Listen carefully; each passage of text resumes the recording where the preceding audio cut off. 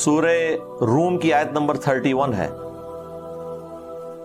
منیبین الیہ، رجوع لاؤ اس کی طرف، وَأَقِیمُوا الصَّلَاةَ، اور نماز کو قائم کرو، وَلَا تَكُونُوا مِنَ الْمُشْرِكِينَ، اور دیکھنا شرک کرنے والوں میں شامل نہ ہونا۔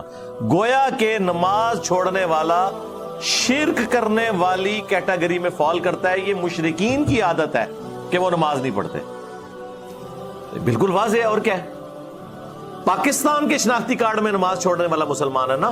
قرآن تو کہہ رہے کہ مشرک نہ ہو جانا نماز کو چھوڑ کے، اور مسلم شریف کی حدیث تو اس کو بریف کرتی ہے۔